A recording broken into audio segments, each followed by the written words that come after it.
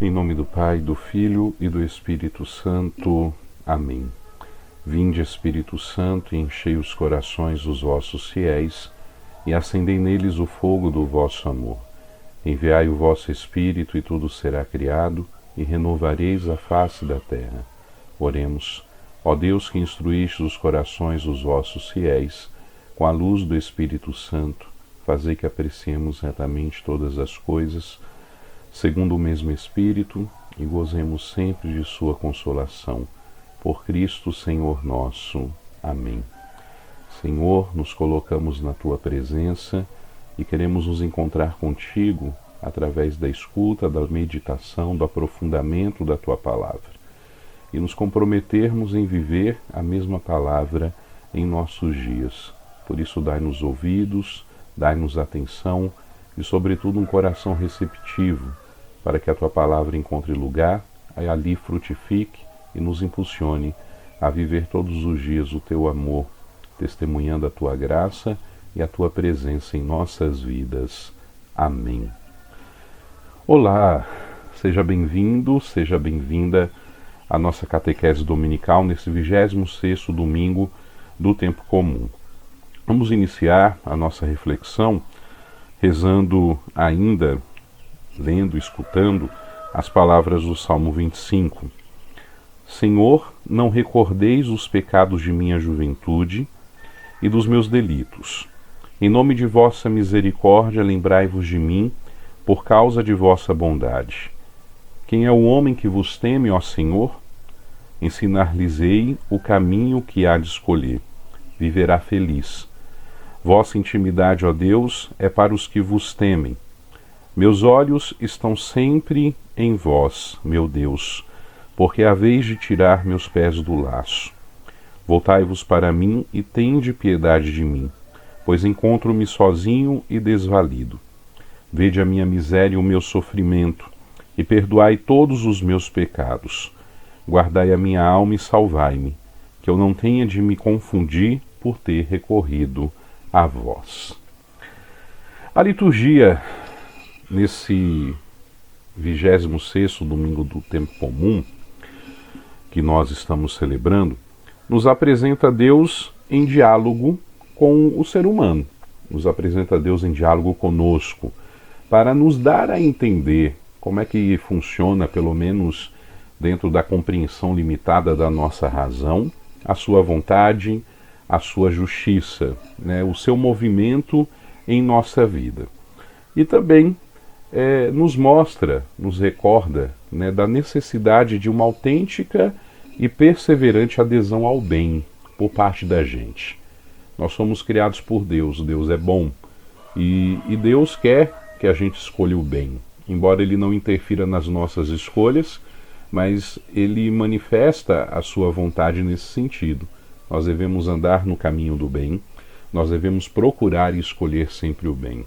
Por isso eu comecei a catequese com as palavras do Salmo, que nos lembra justamente isso, que apesar dos nossos pecados, apesar das nossas inconstâncias, apesar da nossa infidelidade, Deus manifesta sempre o desejo de que a gente esteja no caminho do bem, ou seja, no seu caminho.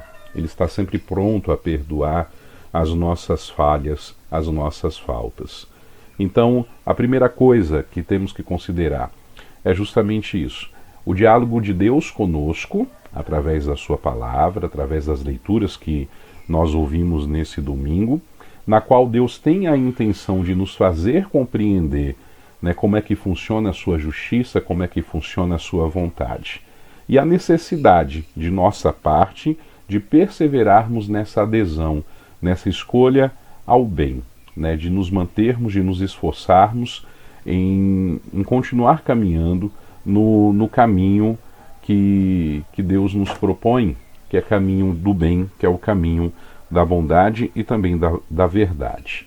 Ouvíamos nesse sentido, na primeira leitura, o Senhor nos dizer: ouvi voz da casa de Israel. É a minha conduta que não é correta, ou antes é a vossa conduta que não é correta? Quando um justo se desvia da justiça, pratica o mal e morre. É por causa do mal praticado que ele morre. Quando o ímpio se arrepende da maldade que praticou e observa o direito e a justiça, conserva a própria vida. Arrependendo-se de todos os seus pecados, com certeza viverá, não morrerá. Deus faz essa indagação através da boca de Israel. Não é reto o meu caminho? É isso que vocês estão dizendo? Não é reta a minha conduta? Não são antes as vossas condutas que são tortuosas, que não são retas? É o questionamento de Deus, pela boca do seu profeta, para com o seu povo. E a leitura já nos deixa a entender que se aquele que é justo abandona o bem para cometer a maldade, para cometer a iniquidade, ele não pode acreditar a Deus a causa da sua perdição, porque Deus não quer que ninguém se perca. Deus é aquele que salva a todos que querem salvação. Se ele se perdeu, essa perca não é obra de Deus, mas é fruto da sua inconstância, é fruto da sua perversidade, é fruto da sua maldade. Por isso Deus dizia, olha, se morre o injusto, é por conta da sua maldade que ele morrerá.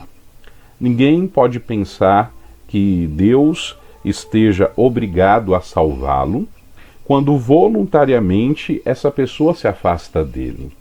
Aqui faz um pouco eco ainda aquilo que nós ouvíamos na liturgia da palavra no domingo passado. Deus, ele pode sim chamar qualquer pessoa em qualquer tempo da sua vida, nos últimos anos ou até mesmo nos últimos momentos, e aceitar a conversão, a mudança de vida daquela pessoa, se ela é verdadeira, se ela é sincera, se ela traz retidão no seu coração. No entanto, Deus não pode aceitar aqueles que falam assim, eu vou viver do jeito que eu quero viver, e nos últimos anos da minha vida, nos últimos momentos da minha vida, eu me converto, eu começo a servir a Deus para garantir a salvação. Não, não é assim que funciona. Funciona da seguinte forma, aquele esforço contínuo, aquela luta constante de nos afastarmos do mal, de nos afastarmos do pecado e perseverarmos no caminho de Deus. Deus não pode nos salvar sem a nossa ajuda, sem a nossa colaboração. E a colaboração está justamente nesse esforço de fazermos o bem, de lutarmos com todas as forças contra o mal e contra o pecado. Se alguém que é bom se torna mal, está escolhendo necessariamente um fim que não é bom. E quem é bom e permanece na bondade, está garantindo certamente um fim cheio da bondade e da misericórdia de Deus. Mas veja como Deus é misericordioso. Mesmo colocando esse cenário, que à primeira vista pode parecer um tanto terrível, ele garante, na mesma leitura que nós ouvimos, que eu trouxe aqui para vocês uma vez mais, que se aquele que se torna ímpio, se afasta das suas iniquidades, se afasta das suas maldades, daquilo que cometeu que não agradou a Deus, certamente ele terá vida e não perecerá. Ou seja, certamente Deus salvará. Deus será misericordioso para com ele. Aquele eco da liturgia da semana passada. Deus pode chamar, Deus pode salvar aqueles da última hora, nos últimos anos ou últimos momentos da sua vida, se eles se abrirem a esse dom, a essa realidade da salvação. Enquanto nós vivemos, nós temos a possibilidade de viver o processo de conversão. Enquanto alguém mal viver, alguém que de repente não considera a bondade, isso conscientemente, na sua vida viver, ele tem a possibilidade de se converter. Não importa se ele tenha passado seus anos no pecado, não importa que ele tenha cedido ao mal em algum momento da sua vida, mesmo depois de ter servido ao Senhor durante algum tempo, ele pode se converter. E se a conversão é verdadeira, genuína, Deus não tem outra coisa senão aceitá-la, acolhê-la. E aquilo que Jesus nos diz em outro momento no Evangelho, existe mais alegria no céu por um pecador que se converte do que por 99 que permanecem ali, bem na sua vida cristã, na sua fidelidade a Deus. Mas essa mensagem não é só para quem é mau e precisa se converter. Essa mensagem, ela vale para todos nós. O importante para todos nós é estarmos bem atuantes nesse processo de conversão. O importante é perseverar no caminho do bem, é perseverar no caminho do Senhor. O evangelho que nós ouvimos, mais uma parábola de uma série que temos escutado ao longo das últimas semanas, dos últimos meses, aperfeiçoa e aprofunda esse conceito para nós. O evangelho de hoje, essa parábola que Jesus conta dos dois filhos que são convidados pelo pai a trabalhar na sua vinha, a trabalhar na sua plantação,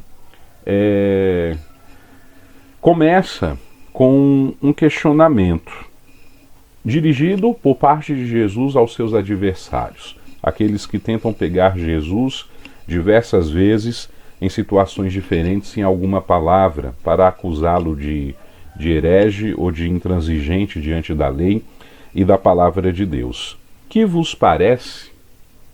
E esse questionamento de Jesus é para induzi-los a dar por si mesmo, aquelas pessoas que querem pegá-lo em alguma palavra errada, a dar por si mesmos uma resposta que os ilumine acerca do seu comportamento. E a pergunta é simples, diante do exemplo que Jesus dá nessa história.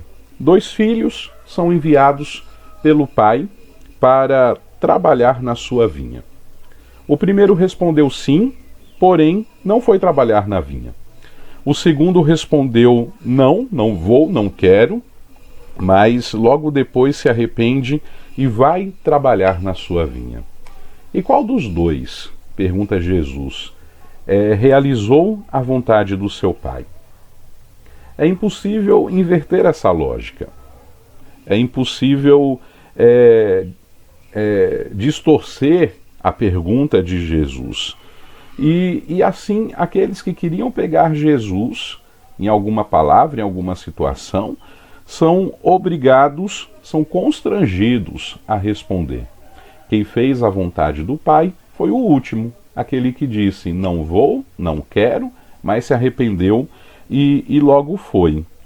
E Jesus, diante dessa resposta, acaba enunciando logo com toda clareza a sua condenação, a sua crítica em relação àqueles que querem fazer muito bonito diante de Deus, mas que na verdade não se esforçam. É tudo aparente, é tudo do lado de fora, né? Mas interiormente não existe aquela intenção. E a resposta de Jesus, né, a condenação, a crítica de Jesus a essas pessoas é no mínimo escandalizadora, porque ele fala: os publicanos e as prostitutas vos precederão no reino de Deus. Mas por que isso? Porque os adversários do Senhor, aquelas pessoas que constantemente trazem a Jesus questões difíceis, eles fazem parte do povo eleito. São judeus como Jesus é judeu. E mais do que isso, são líderes do povo, são sacerdotes, são anciãos do povo. São aqueles que foram primeiro chamados por Deus à salvação, mas deram uma resposta mais aparente do que real, já que são aqueles mesmos os quais Jesus afirmou. Eles dizem e não fazem. Ouviram a pregação do Batista, como Jesus lembra no evangelho que nós ouvimos também, mas não acreditaram, não se converteram, porque estavam seguros demais do seu conhecimento, da sua religiosidade. Achavam que não precisavam aprender mais nada, porque acreditavam que já sabiam tudo de justiça, que não tinham necessidade de avançar num processo de conversão. Não fizestes penitência para acreditardes nele, diz Jesus em um outro momento no Evangelho acerca desse mesmo tema. não aceitaram a palavra do João Batista, não aceitaram também a palavra de Jesus. Têm dificuldades de aceitar a palavra de Jesus, por isso vivem constantemente batendo de frente com Jesus, tentando pegar Jesus em alguma situação constrangedora, a ponto de acusá-lo e levá-lo a uma possível condenação. Por isso, a gente vê que a preferência de Jesus nessa questão da acolhida, nessa questão de dar como herança o reino de Deus, são pessoas de vida duvidosa, como os publicanos e as prostitutas. Por quê? Porque eles se arrependeram. E o Evangelho traz vários casos a esse respeito. Mateus, ou Levi, que de publicano, de cobrador de impostos, passou a ser apóstolo de Jesus, a mulher pecadora, caída, prestes a ser condenada, né, porque era prostituta, e Jesus intervém. Quem não tem pecado, que atire aqui a primeira pedra. Por que essas pessoas precedem os ouvintes de Jesus no reino dos céus? Porque eles se receberam de Jesus o perdão, que procuravam sinceramente, afastaram-se de vez daquele caminho que os estava levando à corrupção e à morte, afastaram-se de vez das suas maldades, das suas iniquidades, passaram a acreditar em Jesus e, mais do que isso, se tornaram seus seguidores e praticantes da justiça. E por isso, pela vontade do seu coração de mudar, pela intenção sincera e reta do seu coração de mudar, passaram a fazer parte do grupo dos seguidores de Jesus e, mais do que isso, foram acolhidos no reino de Deus. Aqui eu citei Levi, aqui eu citei a mulher pecadora ou adúltera, e nós podemos pensar em tantos outros personagens. Zaqueu, os próprios apóstolos que estavam lá na sua vidinha e de repente são chamados por Jesus a segui-lo. E nesse segmento não só foi importante o compromisso, mas como foi importante também a mudança de vida. Pensamos naquela pecadora na casa de Simão que se lançou aos pés do Senhor, cheia de dor e também cheia de amor. São tantos os exemplos que nós encontramos que nos fazem olhar para nós mesmos e perceber que para nós também existe a possibilidade de vivermos um processo de conversão autêntico e real, de doarmos a nossa vida ao Senhor, de nos esforçarmos na luta contra o pecado e o mal para nós andarmos em seus caminhos. E mais do que isso, não só para sermos discípulos, para sermos seguidores, mas para sermos amigos dele e usufruirmos de tudo aquilo que ele alcança para nós, quer no Evangelho, quer no seu supremo sacrifício na cruz, quer no fato que nós cremos, dele estar vivo, ressuscitado, presente em nossa vida. Nós colhemos os frutos de tudo isso, uma vez que nós nos decidimos por Jesus, nos colocamos no seu seguimento e fazemos a nossa parte no esforço de viver uma conversão que seja diária, que seja autêntica, que seja comprometida. Se os adversários de Jesus não acreditaram na sua palavra, não se converteram, foi sobretudo por conta do orgulho. Orgulho é uma coisa muito ruim. Orgulho é como se fosse um verme que não sacia a sua fome e que rói tudo ao seu redor. O orgulho é esse verme roedor de todo o bem. O orgulho é o maior obstáculo para a salvação. Por isso, nós ouvimos na segunda leitura da missa de hoje o propósito de São Paulo que convida a humildade. Tende em vós mesmos o mesmo sentimento de Cristo Jesus, porque ele de condição divina não considerou o ser igual a Deus como algo a que se apegar ociosamente, mas vaziou-se de si mesmo. assumiu a condição de servo, tomou a semelhança humana, assumiu a nossa natureza humana e teve na sua aparência o reconhecimento de apenas um homem. Sabe, se o Filho de Deus, nosso Senhor Jesus Cristo, aquele que veio para nos ensinar a vontade do Pai, aquele que nos deu o Evangelho, aquele que morreu na cruz para a nossa salvação, aquele que por nós também ressuscitou, se humilhou ao ponto de carregar em seus ombros os nossos pecados, será que é muito pedir a nós que nos humilhemos também até reconhecermos o nosso orgulho, os nossos pecados? Creio que não, não é muito. É um exercício que nós devemos fazer nesse processo de conversão que nós abraçamos e que nós vivemos. Humilhar-se não significa fazer, né? Não significa sermos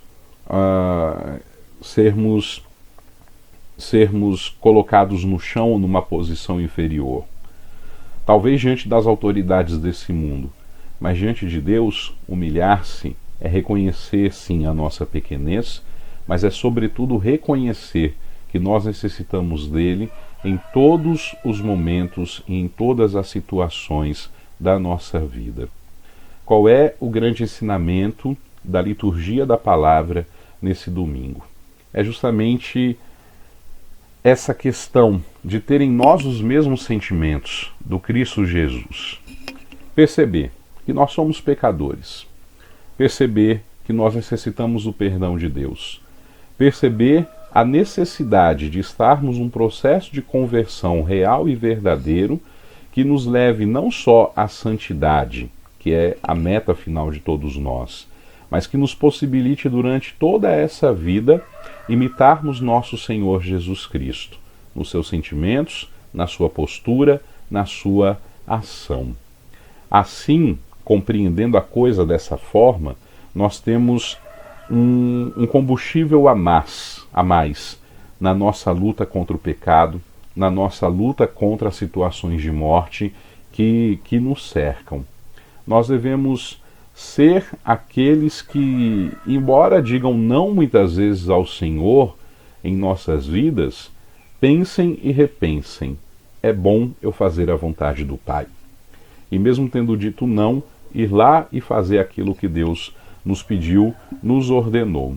Tem muita gente que gosta de fazer bonito. Sim, eu vou. Sim, eu vou fazer. Sim, eu quero fazer. E no fim não faz ou faz de qualquer jeito. Claro, a gente deve dizer sim, vou fazer e fazer da melhor forma possível, com o máximo de excelência possível. Mas se a nossa fraqueza humana ainda nos leva a dizer não, que o nosso não nos leve a repensar. E uma vez repensado, a gente possa fazer com toda alegria, com toda liberdade, com toda disposição, aquilo que Deus nos pede.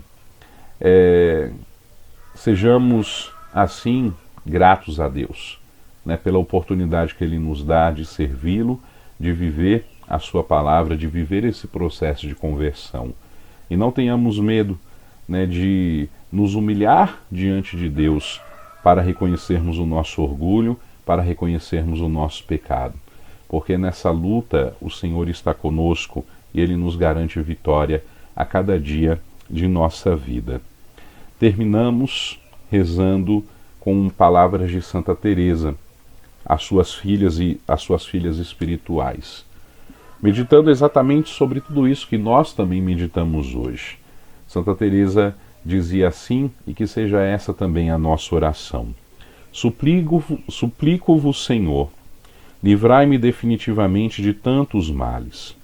Não pago o que devo e talvez me esteja endividando mais cada dia. E o que sinto ser intolerável, Senhor, é não poder saber ao certo se vos amo e se meus desejos são aceitos diante de vós. Ó Senhor e meu Deus, livrai-me de todo o mal e dignai-vos levar-me à mansão de todos os bens. Ó, como deveria ser diferente esta vida para não se desejar a morte, como nossa vontade se inclina de modo diverso à vontade de Deus. Quero o Senhor que busquemos a verdade e buscamos a mentira, quer que amemos o eterno e nos inclinamos ao que tem fim, quer que aspiremos às coisas grandes e elevadas e desejamos as baixas e terrenas, quer que só ponhamos o nosso fito no que é seguro e gostamos do que é incerto. Parece zombaria, minhas filhas. Supliquemos, pois, a Deus que nos livre destes perigos para sempre e nos liberte já de todo o mal. Que nos custa pedir muito, se pedimos ao Onipotente? Seja para sempre santificado o seu nome, nos céus e na terra, e em mim sempre se cumpra a sua divina vontade. Amém. Seja esse o nosso desejo. Que, dependente daquilo que aconteça na nossa vida, se cumpra sempre em nós a vontade de Deus. Obrigado por ter me escutado uma vez mais. Que, de alguma forma, essa catequese, possa acrescentar o teu desejo de viver conversão, de buscar a santidade. Que o Senhor esteja contigo, que o Senhor esteja com a tua família, que o sangue de Jesus cubra todos da tua casa e a você também, e o livre sempre e os livre sempre de toda adversidade e perigo. Amém. Obrigado pela atenção. Até uma próxima catequese, se Deus quiser.